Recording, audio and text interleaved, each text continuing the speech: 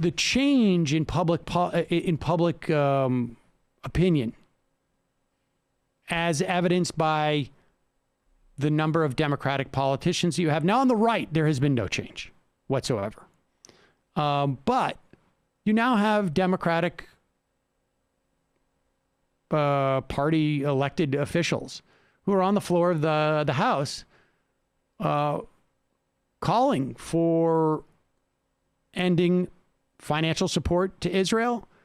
You have them calling out the Israeli government for killing civilians. This just didn't happen 6-7 years ago. And we have more widespread sort of popular culture appreciation for this. And I mean, on some level, there's still this dynamic with certain cohorts of people, but the phenomena of progressive except for Palestine is becoming less prominent. I mean, it just simply is. And so this is, I think, in my estimation, a good, a good thing to happen. It is insufficient, but it is necessary before we get to the point where there is bigger pressure on the leadership of the Democratic Party to start taking different positions on this. And, they also make the point in that book that the things Trump did, for instance, the moving of the embassy to Jerusalem, which we should say on day one, Biden said, we're not reversing that. The authority to do that had actually been granted by Congress in the mid-90s. I think it was in 96. However, it was continuously, since that time, prior to Donald Trump, 30 years, waived. The authority was waived each time. And so the authority existed.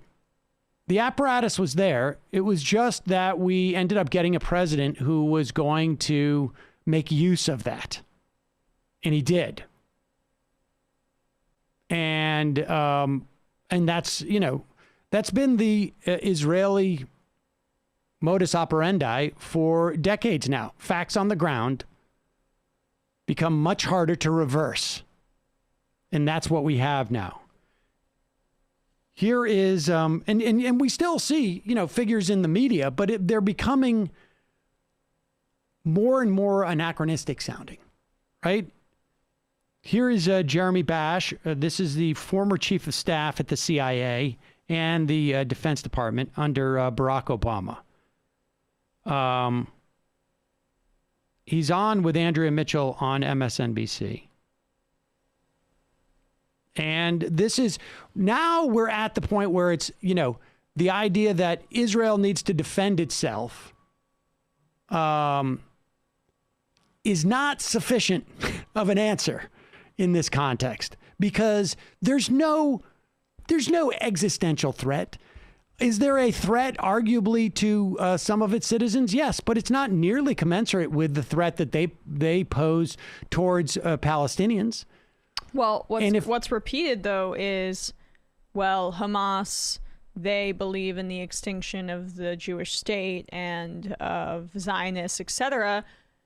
My response to that is, just because Netanyahu says it politely and the right-wing government of Israel doesn't come out loud and say we want to eliminate and basically commit cultural genocide against Palestinians, doesn't mean that isn't the entire goal.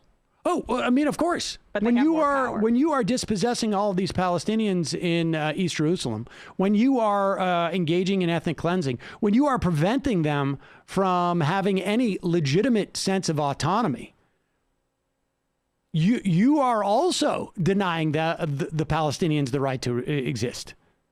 And the difference is maybe rhetorical, but beyond the rhetorical difference, you can simply see just by body count.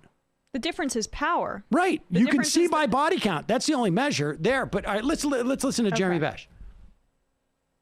Hit communities in Jerusalem And so for the United States, I think the priority is to get pressure on Hamas to stop the rocket attacks. Of course, no one wants to see the loss of life, and the heartbreaking images from Gaza are terrible to watch, but we got to make clear in terms of our values, in terms of our morals, that the people who bear the responsibility for this are the Hamas terrorists who put rockets in kindergartens, in hospitals, under civilian places like apartment buildings. And that is the moral outrage that should come from Capitol Hill, from the UN, and from the West. But let me just also point out, to play devil's advocate here, the Israeli bombing is more or less indiscriminate. If they say that there's a Hamas intelligence office, they take down an entire tower of journalists in their offices. They gave them notice to get out, but then argued against 10-minute extension that the owner of the building was pleading for to try to get the equipment out. So all of their equipment, their transmission abilities, their archives are gone forever.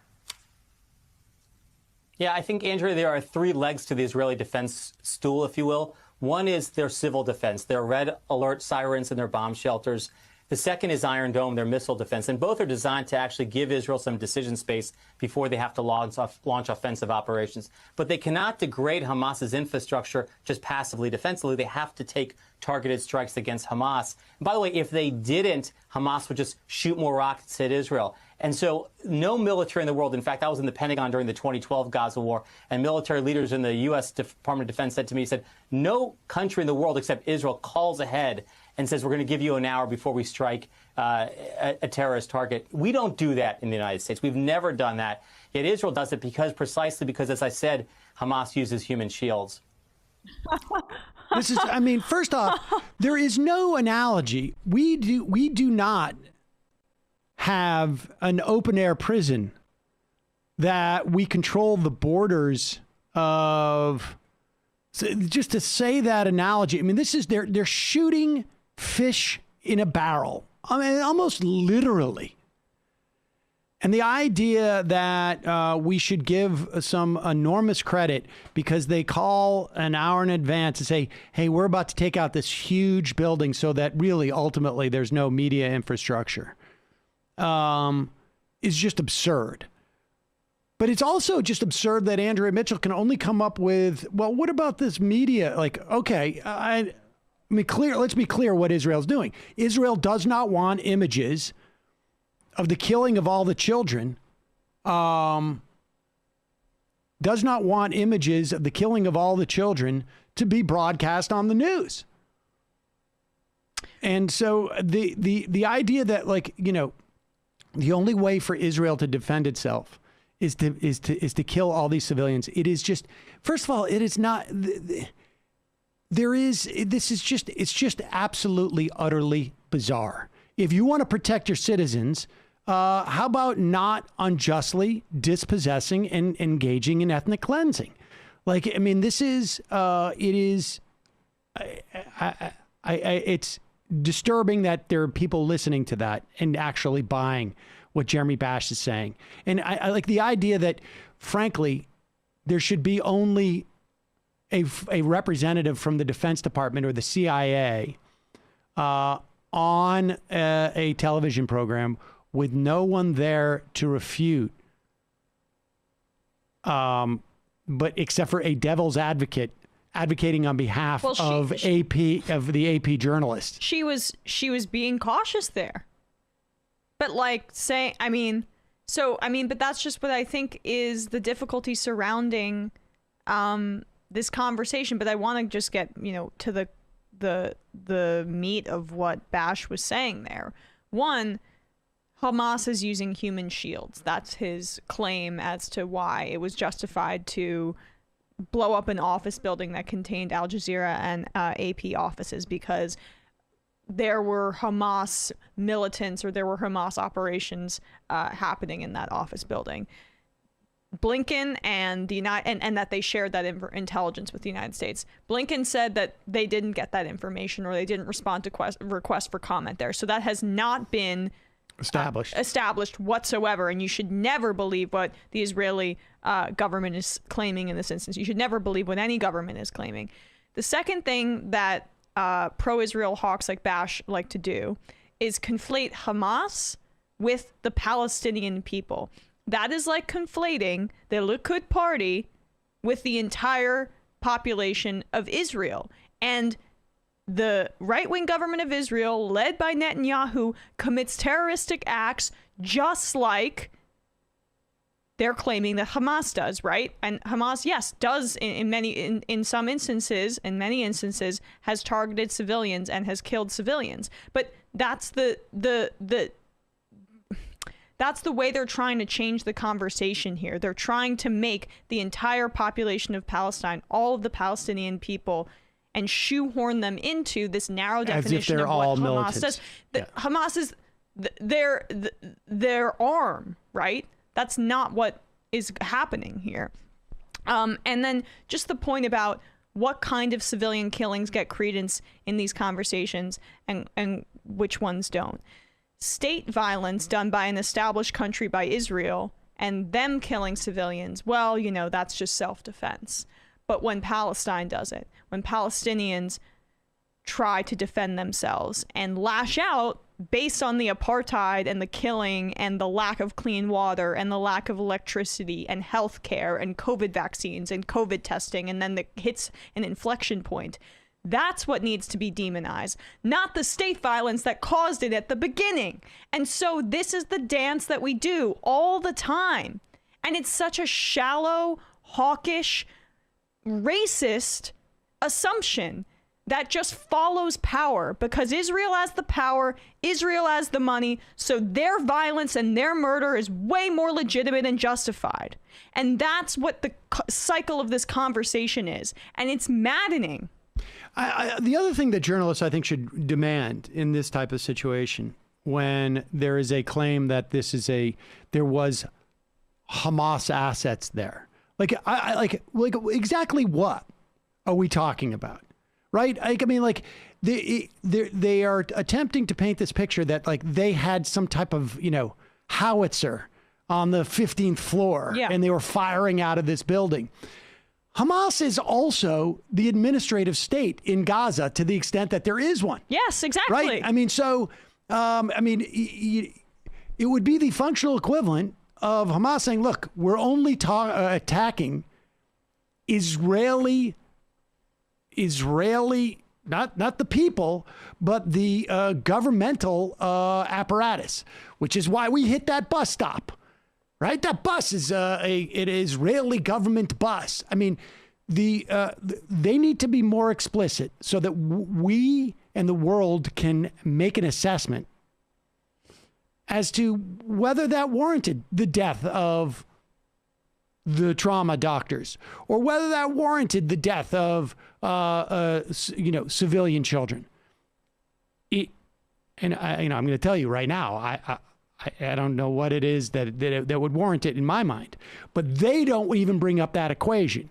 They obscure that by this sort of like you say, this vague notion of Hamas. As soon as they say Hamas, it's a terrorist cell that's there, as opposed to maybe they had, I don't know, the phone system, to the extent that it worked, was working out of there. Maybe parts of the internet apparatus were working. I don't know, but we're not allowed to know, because if we knew, and by we, I mean just to the general population, they'd be like, wait a second, that doesn't make any sense at all. And that is a failure of, and frankly, let's be honest, certainly not just a function of MSNBC. I mean, Mark Lamont Hill was fired from CNN for a speech he gave, not even on CNN. Yep. And, Wolf Blitzer used to work for AIPAC. There is a hegemony in broadcast media that I think is starting to erode when you have folks like Ali Velshi and Mehdi Hassan actually discussing these things in a and if we were having an honest if we were having an honest conversation about Hamas, is it a shock that the body that Palestinians have chosen to represent them are hawkish and want to retaliate against of course, against the government that oppresses them? But that just means they're terrorists, right?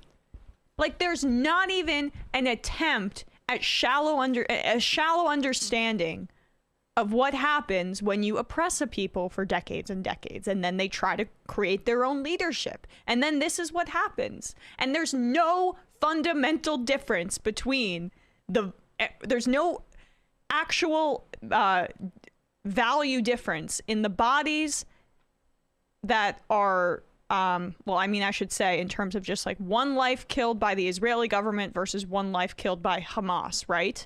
But the devaluation of the bodies killed by the Israeli government is based on that notion of power and or lack thereof, and racism and Islamophobia, even though, of course, not all Palestinians are Muslim. But that is at the root of a lot of it. And it's just...